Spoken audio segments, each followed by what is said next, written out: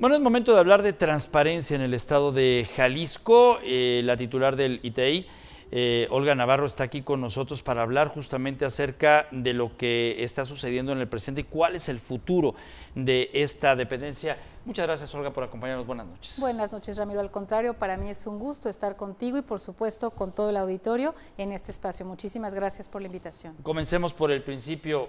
¿Por qué no han desaparecido? Porque todavía estamos en ese proceso que es muy claro desde la reforma constitucional, que marca 90 días naturales a partir de la publicación en el Diario Oficial de la Federación de lo que conocemos como el decreto en materia de simplificación orgánica. Esta publicación se llevó a cabo el pasado 20 de diciembre, en periodo pues de Navidad, de fiestas, pocas personas se enteraron, pero sucedió. Y a partir de esa fecha empezaron a correr ya los 90 días naturales que vienen contenidos en los transitorios de esta reforma para que exista una ley general.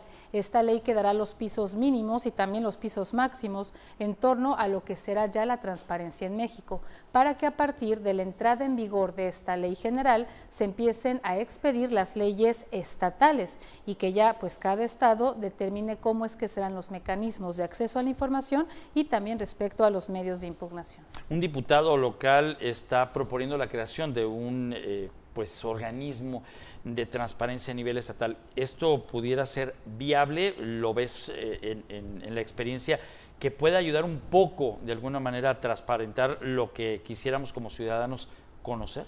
Claro, yo primero quiero celebrar esta iniciativa, habla pues del compromiso que tenemos aquí en el estado. Hay que recordar que Jalisco es pionero en la materia, es punta de lanza en muchísimos temas también, pero principalmente en el de transparencia. Entonces es una muy buena idea. Sin embargo, hay que revisar o esperar, sería como mi sugerencia, a conocer lo que la normatividad nos va a permitir hacer.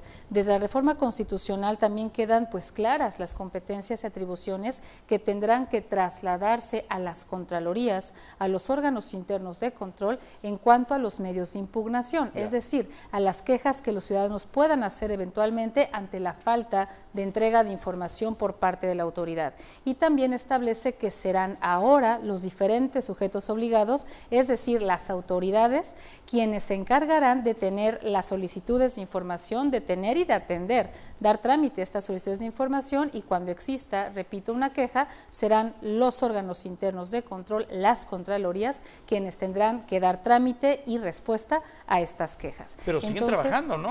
Por supuesto, ahorita seguimos trabajando, las leyes son vigentes, las obligaciones están ahí, la transparencia en Jalisco por supuesto que sigue y en todo México. El asunto es que sí tendremos que configurar, tendremos que tallar lápiz, que ya lo estamos haciendo, para encontrar el modelo operativo más óptimo, un modelo operativo que nos permita, y lo hemos platicado la maestra Teresa Brito Serrano, la Contralora del Estado, y tu servidora, porque naturalmente haremos esta entrega-recepción, como yo le llamo una gran entrega-recepción, entre el órgano garante que entrega estas competencias y facultades y la entidad que las recibirá, que es la Contraloría del Estado. Entonces, hemos estado en pláticas delineando precisamente cómo es que vamos a transitar y aún no tenemos toda la información necesaria para poder configurar esta nueva entidad, este nuevo organismo, toda vez que desconocemos cuál es la ley general, cómo va a venir, qué tipo de medios de impugnación subsistirán. Quizás se les ocurre, no lo sé, eliminar lo que conocemos como el recurso de revisión.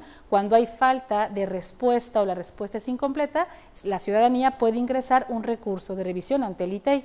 Ya no podrá hacerlo ante el ITEI, tendrá que ser ante la Contraloría, por ejemplo, para el Poder Ejecutivo. Pero también hay otro aspecto. Esta reforma atomiza lo que son las atribuciones del instituto y, por ejemplo, si ahora la gente quiere preguntarle a los sindicatos, pues tendrá que ser directamente al sindicato, y si hay alguna queja tendrá que ser a través del órgano interno de control de la Junta de Conciliación Laboral. Por ejemplo, en torno a los partidos políticos tendrá que ser el Instituto Electoral quien dé trámite también a estas quejas. Se atomiza. Para el Poder Judicial todavía existe el Consejo de la Judicatura, sabemos que derivado de la reforma judicial, pues cambiará a un tribunal de disciplina y será entonces ese tribunal de disciplina quien tendrá que tramitar estos medios de impugnación. Primero tenemos que saber qué medios de impugnación subsisten, cómo viene la ley general, qué cambios hay. Por ejemplo, en la Secretaría de Anticorrupción y Buen Gobierno ya se esboza un poco, ya se empieza a ver cómo va a ser este caminar, porque, por ejemplo, desaparecen las unidades de transparencia.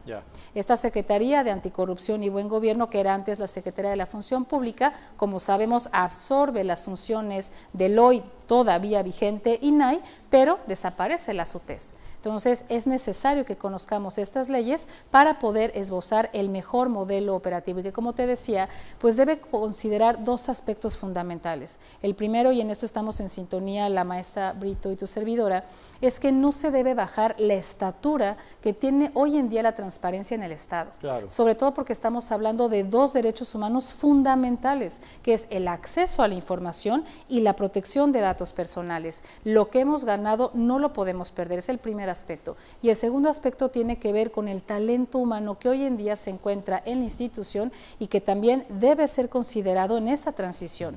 En palabras más llanas o más simples, se deben respetar los derechos laborales del personal que actualmente está en el instituto y que eventualmente podrá entregar ese talento en las nuevas áreas donde se tengan que distribuir pues estas personas o en las entidades en las que se tengan que distribuir. Hay una pregunta que debo de hacerte, es ¿de qué nos estaríamos perdiendo en Jalisco? ¿Cuáles son las incidencias que más les solicitan y son sancionadas al mismo tiempo? Porque yo te preguntaba, ¿siguen trabajando? Sí, seguimos trabajando, claro. Se siguen sancionando, pero eventualmente, ¿qué es lo que más reciben ustedes para sancionar? Pues en cuanto a solicitudes de información, el Poder Ejecutivo se lleva el 50% de las solicitudes. No me refiero al despacho del gobernador, me refiero a todo el Poder Ejecutivo con secretarías, coordinaciones generales, etcétera. Después del Poder Ejecutivo, en un 30% se encuentran los ayuntamientos, que también esta es una parte que nos preocupa mucho porque derivado de la reforma serán los propios ayuntamientos quienes recibirán las solicitudes, las responderán y quienes también a través de sus órganos internos de control van a decidir si estuvieron bien o no con la entrega de esa información, es decir, se van a convertir en juez y parte.